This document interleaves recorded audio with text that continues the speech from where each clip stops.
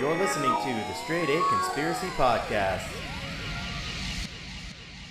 Movies. Let's talk about movies. Woo! And what sells in movies. And I remember when I first moved out to LA, I went to some sort of talk about film marketing. Of course. And it was given by this guy at Sony who was the head of film marketing at Sony. And, you know, he had this whole long presentation, but he's like, everything that I'm about to tell you comes down to this very simple lesson.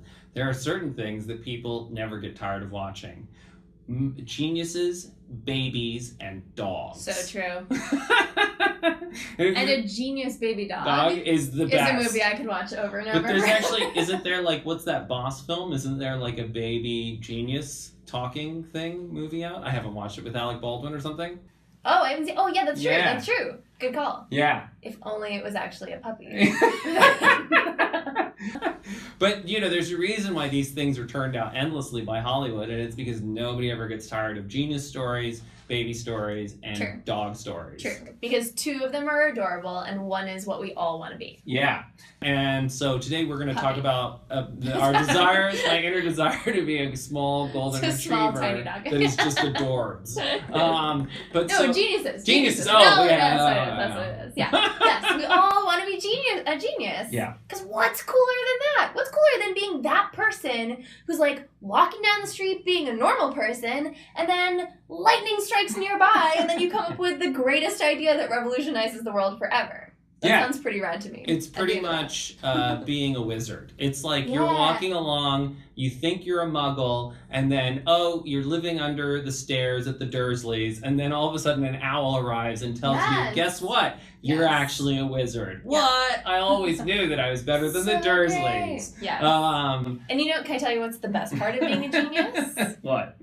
The best part of being a genius is that you become one of the most influential, important people that has ever lived with no work. What? Yeah. It's that easy? How great is that? It's like one day you're just like, oh my god, turns out I am the best at this of all time. Yeah. Nice. Let's ride this train. And Like, then that's and great. then after that moment of epiphany, you just lay back and do nothing. And Well, you just do your let thing, the which is so easy for you, Yeah, whatever it is. and You- all the good things come in. Yeah. Yeah. Like money and And prestige success and and all Nobel that stuff, Prizes and everyone's like and- all into you. Yeah. It's pretty Yeah. cool. Yeah, I think that Except sounds it- great. Except it doesn't happen. What? What? Oh, crushing your dreams. That's what the Straight A Conspiracy Podcast is about. Crushing your dreams. Yeah. But it's crushing delusional dreams to then give you Yes. realistic dreams so that you Fine. know how to actually achieve your real life goals. So let's talk, let's talk Wait, about. I can't believe this. Hold on, my dreams are still intact. Wait, but explain to me how that's possible, because that's not true. Like, there are geniuses through all time who Okay, have name had me this some, experience. Katie. We're gonna have a tutoring session. Okay. Name me some geniuses. Isaac Newton. That's my favorite one. Apple hits your head, boom, discovered gravity. So, Katie, do you think that nobody before Isaac Newton had noticed that things fall down? Well, like maybe, but they didn't say it. So he was just sort of the first one to like talk about the elephant in the room and just sort of say, Yeah. guys, have you noticed that down is always the way things fall? Yeah, and they were like, mind blown, money, prestige, fame, cover of Time magazine. Well, Katie, No? I don't maybe I took more than that. hate to break it to you, but actually people had noticed that before. What? And in fact, the big sort of thing that Newton figured out was even by Newton's time, they'd actually figured out already the motion of the planets around the sun, right? You remember there may be some names that are knocking around in your head like Galileo. It's Maybe. a good Indigo Girls song. Yeah, it is a great Indigo Girls song. I love that we're going to reference so many So songs many- that are A, from the 90s, so no child So will no have child heard knows of them, and we can't sing. play or if we're supposed to. So people had already noticed the motion of the planets around the sun, but they couldn't figure out what held the planets in place. Mhm. Why did they rotate around the sun? What was this force that was holding them in place? And so Newton's sort of big conceptual leap was to figure out that the same force that made things fall down on Earth was also attracting the Earth to the sun. Okay, And so- but that even yeah. figuring that out is still pretty impressive if Yeah. you figure it out by an apple falling on your head. yeah, but he didn't do that. He did. I'm sure that at some point Newton did see an apple fall, and it may have even Inspiration. inspired his work. Sure. But it took 20 years or so of math to figure Locked out. in one You room. were locked in one room to actually figure that out. And if you actually listen to what Newton himself said, he said, if I have seen further, it is because I've stood on the shoulders of giants. And in fact, science is this big collaborative effort. Everybody does lots of little pieces. And then periodically you get somebody who puts all the pieces together to form a big coherent picture. And so that's really what Newton did. Already we're getting much less. Here's the thing, right? So then if you pitch that to somebody as like, here's what you want to be when you grow up. Either an apple could hit you in the head and you could be one of the most important scientists that ever lived, or Like you could lock yourself in a room for 20 years to figure out one mathematical formula. Wah, wah. By pulling together the work of lots of other people. Still amazing, but a different proposal, I would say. Yeah, and one huge, that you have huge to make difference. a much bigger choice to go for. Yeah, and it's just very clear that if you are going for that kind of world-changing fame, that you're signing up for a lot of work. Yeah. And also a lot of teamwork. You got to learn how to build off of the ideas of others to see a little bit further. Totally. But Voltaire knew that in order to really market these ideas, you don't sell the math, you sell the man. Yeah. And so he really built up this mythology around Newton, and he wrote this book, Les Éléments de Philosophie de Newton, and used that to, and that's sort of where a lot of the first references to the Apple story come along. And most people have never read Principia Mathematica, although most people now in high school physics will do some of the physics that Newton came up with. But everybody sort of has this mythic idea. So there's a big difference between the icon, sort of the Instagram celebrity Newton, and then the person behind the curtain, the real Newton, and all of the work that he did. That's fair. One of my other favorite genius myths that's out there is Mozart. Oh, yeah. Which I think is that's one that everybody knows, because everyone has heard, Mozart essentially was just born composing some of the greatest sonatas in history, right? He was the greatest musician who ever lived. How is this tiny child even possible?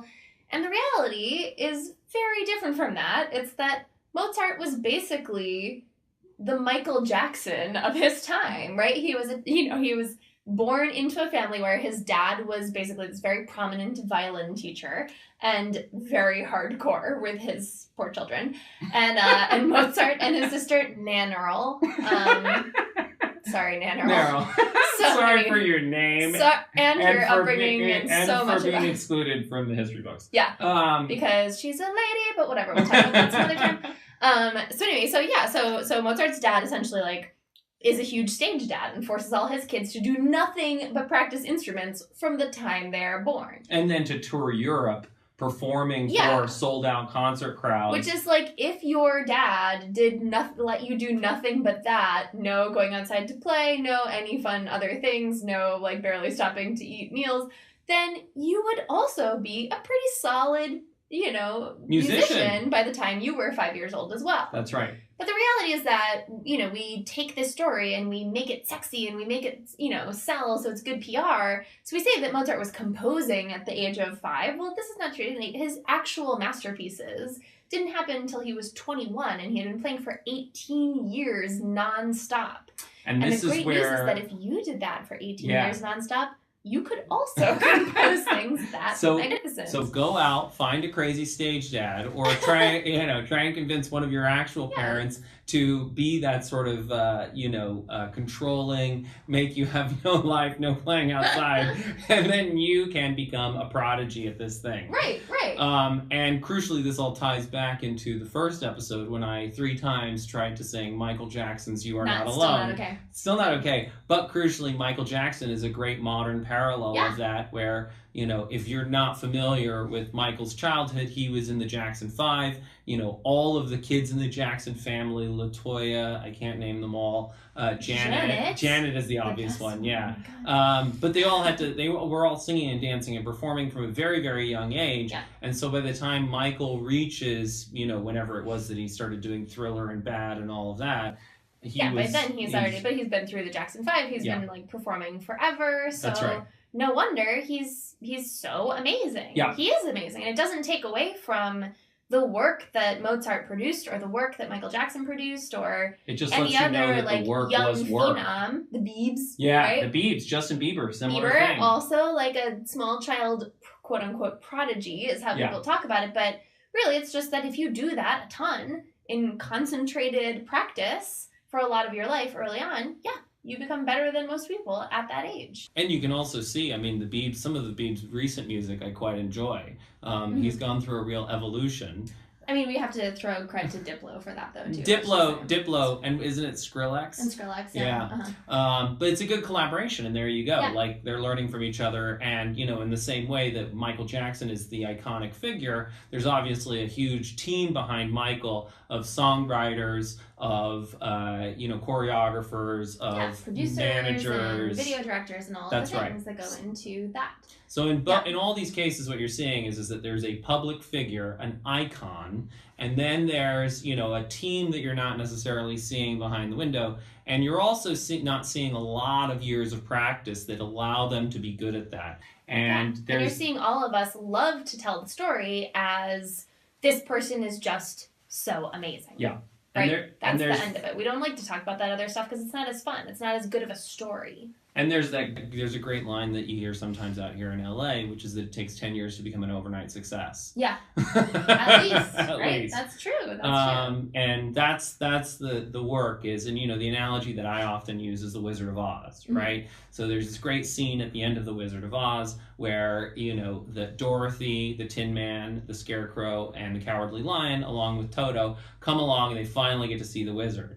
Right, and he's this big, impressive face. It's emerald. Oh, we've been talking about this whole fire. time. It's booming. It's all very dramatic. And then all of a sudden, Toto scurries along to this little booth, and Toto pulls back this curtain. And suddenly you see that there is no wizard. There's only a man behind the curtain pulling a bunch of levers. Right. And when you look more closely at a lot of these myths about geniuses, you will start to see that there was a process, that there was a lot of work, that there was trial and error. They built off of the work of other people, like Newton. They stood on the shoulders of giants. And that often there was a team that wasn't necessarily mentioned in the marketing materials. Yeah, well, it's not as easy to put 700 people's names on the CD case or whatever. No. And so probably the best example of that then in terms of a team that works behind the scenes is Thomas Edison, right? That's one of the greatest, Thomas Edison invented the light bulb, right? That's what you learn in school. That's how people talk about it. That is probably the biggest lie out of all of these genius myths. When was the light bulb invented? 45 years earlier. Before he was even born. Yeah, before he was even born. Right, so before Thomas Edison was even being born. And way before he starts working on it. The light bulb has been around. For 45 years. It's been around. Yeah. And he improves it by making a filament that will make the light bulb last longer, which is still great and very helpful, and we need that step to happen in the life of the light bulb. But he figures out after trying 10,000 different options that it's carbonized bamboo. Did he try out these 10,000 options on his own? Heck no. So no, again, of course not. He has you are not alone, Thomas Edison. Right. Wow, we're really try going that for home. This podcast will be a success if suddenly that song re-blows up. Throwback Thursday. It blows up in the charts. Thomas Edison has Menlo Park. He has hundreds of people at his disposal going through all of these processes. But when you get to the end of that, or do you want to say, this building full of people tried 10,000 things to make your light bulb last 1 minute longer? No, that's the worst ad ever put on a billboard, right? So instead, you have this image of Thomas Edison, sitting, I don't know, I always picture him sort of in a leather armchair, sort of by a fireplace, right? Just in reclined and sort of his chin tilted to the sky, right? And then out of nowhere, he's like, oh, a light bulb, right? And then that's why when people have ideas in cartoons, they have a light bulb over their head, right? Because it just comes to you like that. That's right. False. It's a cartoon, guys. And crucially, it's an ad campaign. Yeah. And Thomas Edison, in his own time, built this myth and this image of the Wizard of Menlo Park, who just sort of sat around and, sort of imagined things and then waited for the ideas to appear in his head. Came up with all these inventions that were patents, when in reality, he just took credit for all the inventions that his team. Well, and fairly and rightly so. Like, if you hire a bunch of people to research a bunch of things, you're going to make sure that your name is on the 1,034 patents that they have produced. So it's just, you know, him protecting his intellectual property. They come up with something, they write the patent, and then he's like, give it to me. Yeah. He's like, it's mine. And then over time, we're like, oh my gosh, he had so many ideas. Yeah. And no, he didn't. Yeah. And also, anyway, so what we're seeing is there's the Wizard of Menlo Park, like the Wizard of Oz, and then there's the man behind the curtain pulling all the levers. And the modern equivalent of Thomas Edison is Steve Jobs, right? That is how we all get so fired up about Apple. It's not about an entire company's worth of developers and engineers coming up with new cool things for the screen of your iPhone. It's about a guy in a turtleneck who can see the future. That's what. Yeah. And but you can that touch the image is so future. much stronger. You can buy the future for $999. But so the point is that it's this visionary. And what did they call Steve Jobs? The I God. And what did they call his community that he built? The cult of Mac. And that's literally what it was. It was a cult. And it is a cult, and we are both devout members of it.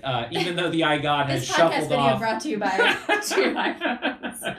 Well, totally, and so it's not shame. Yeah, there's no shame, and there's a lot of value in what is done there. But you just have to, in terms of thinking about your own practice, and in terms of you trying to achieve these sorts of things, whether it's in music like Mozart and Michael Jackson and Bieber, whether it's in science like Isaac Newton or Albert Einstein. Or it's in technology like Thomas Edison and Steve Jobs. You just have to remember that there's the ad and then there's the reality. Right. And most often we never get exposed to what it actually took to become that good. That's right. Right? We never get to see that behind the scenes story. Yep. So at the same time, this should both be like, oh no, my hero, it's not what I thought. But also, more so, this should be super liberating to hear. Yeah. Because it means that you actually can become that amazing at any of these things. Everyone has that capability. It's just about the work that you put in. And crucially, one of the most interesting things is then when you start to look at what did your heroes actually say. And there's an amazing quote from Steve Jobs that, that the greatest day of your life is when you realize that the world you live in was built in by people no smarter than you. Yes. So there's what Steve Jobs is saying and what he's telling people in terms of what your potential is and what you can do in this world. And then there's the myth, there's the ad, there's the I God. But the key thing is that if you really want to be like your heroes, don't look at the ad. Look at the man behind the curtain or the woman behind the curtain and see what they really did. How did they really achieve this? Because that process of, success and failure and struggle and difficulty is what's going to really teach you what it takes for you to achieve the kind of goals that you have. Yeah, and don't necessarily think that you should be walking around the world waiting for an apple to fall on your head or waiting to suddenly discover out of nowhere this thing that you're amazing at, and then being bummed if that moment hasn't come for you yet. It's really just about finding any of those things that interest you and starting to unpack them and get a little better and digging into that over time and getting better and better until you are that amazing. Right. And you guys may have heard of the 10,000 hour rule. Yeah, that's a good buzzword. It's a good buzzword. But it's also a good Macklemore song. It's an amazing 10,000 Macklemore hours. song. But I think the crucial thing is that that book came out with, Malcolm Gladwell wrote that book, and then there was this amazing song that came out, and then a lot of people got super technical about the number 10,000 hours. And that's understandable, but in reality, I think that if you take the spirit of the 10,000 hours and are just like, how much practice is required to become really good at anything? A lot. And is it literally going to be 10,000 hours where it's like, 900, this is exciting, let's wait for that. I'm almost a genius. Yeah, one more hour. Yeah. And then, boing, now genius status. Yeah. Be pretty amazing. It'd be kind of like being the millionth shopper at your local That's grocery right, store. Right. The 100th caller to win concert exactly. tickets on the radio. It doesn't work like that, but the point is that it does, whatever you want to be good at, whatever, you want to be world-class at. It's going to take a lot of practice. That's right.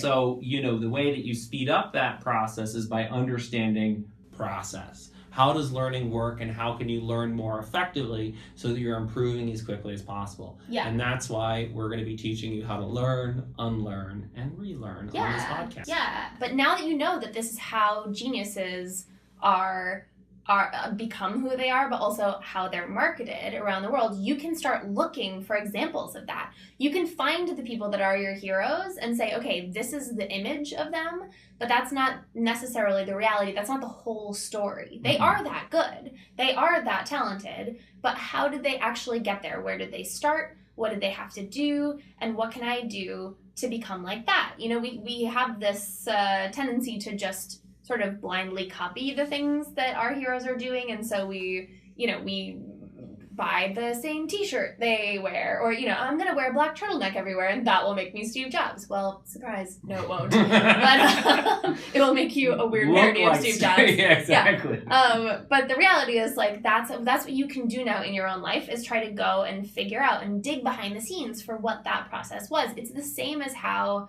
we all in our society know now that photoshopping is a problem and a big lie. So when you see an ad and someone looks super skinny and crazy and whatever, and you're like, God, my body will never look like that. No, it won't. Don't try to make it. That's a bad idea. Yeah. And that's just an ad. And in the same way that we are obsessed with photoshopping bodies, we're obsessed with photoshopping people's brains. We're obsessed with photoshopping talent and trying to pretend that it just happens out of nowhere and you naturally have it, and that's that. And so look past the Photoshop. So that's the first step. Newton, Edison, Einstein, Steve Jobs, Mozart, Justin Bieber, Michael Jackson. All of them are... Any sports star any musician anybody who's built a company, anybody who's done anything of importance. Photoshopped. Yeah, but still super awesome. Yeah. Just not in the way you think they became. That's that right. way. And you can do it too. Just as when you see Katie's billboards, you're like, oh my God, she's so beautiful. Like, will I ever... And she is really beautiful, but she's just not... She doesn't have a neck like a giraffe. Yeah. Sorry, guys. Just had to go for it. She has a normal human neck. I have a regular neck. You have a regular neck. It's one of my great shames. So anyway, I'm gonna end on that note. Yeah, and if you guys want, like, here's a super fun assignment you can do. Ooh, It's yeah. not required, but if you guys want, think about who's your biggest hero, who's your biggest, the person you most look up to, whether it's in sports, whether it's in music or business or science or whatever it is, and go and look up their actual story. Maybe go find, you can go read the Wikipedia article as a start. You can go find a biography, a YouTube video, anything that you want. Or just look up quotes from them about how their actual career has gone. And I think what you're probably going to find is that there's the sort of, again, can I go super 90s again, Katie? Why do I keep doing this? Let's do it. I'm ready. There's that great, so Maybelline, the makeup commercial, had this great slogan where, you'd see some perfect looking woman and then it would say, maybe she's born with it. Maybe it's Maybelline. And so what you're going to find is when you look at whoever your hero is, you're going to find that they weren't born with it. Mm-hmm. And that the reason why they is Maybelline. And that's why they look so okay. perfect. Yeah. I love how many products we're endorsing that are not paying us. And only some of which we actually use. This podcast brought to you by Maybelline. Nope. No, it's not. Nope. No, it's not. So anyway, but yeah, if you look behind those images, and that's the key thing with all of this, is that what we want to empower you to do is not to believe that everything that we say, we want you to look behind the curtain. We want you to investigate for yourself. That's the whole point of a conspiracy, is you're supposed to dig into it, investigate it, see what's really going on. Take it apart piece by piece, and then figure out what you've seen for your whole life and what actually was going on. Behind the curtain. What? I think that's the end. episode 2. Yeah.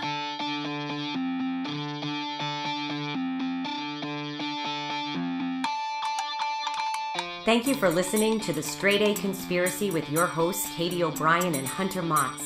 While Katie and Hunter are the faces of this podcast, they couldn't do this on their own.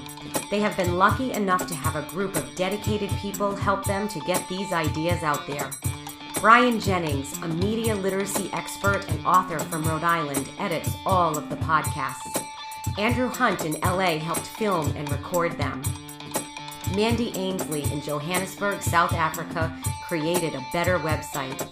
And Josh McKenty, a marketing guru from New Zealand who wishes that he had this book when he was a kid, is devoting his time and energy to make the message of the Straight A Conspiracy accessible to everyone, everywhere. And you can help too. To find out how, visit thestraightaconspiracy.com. It's time for everyone, everywhere to know their own potential and get equipped with the tools to unlock it. While Katie and Hunter love books, they are also screenwriters, directors, and actors. Josh McKenty had the idea to make a multimedia online version of the Straight A Conspiracy. We're calling it the Straight A Conspiracy Bootcamp. It's the one-stop shop to onboard humans into the 21st century. It will be entirely digital so we can distribute it to millions of people that much faster. If you want to support the podcast and this movement in an easy way, simply visit thestraightaconspiracy.com and click on the Amazon affiliate link before you make any purchase. Amazon will give us a piece of that sale. More money means more podcasts, and more money for a project we're very excited about, the Straight A Conspiracy Bootcamp.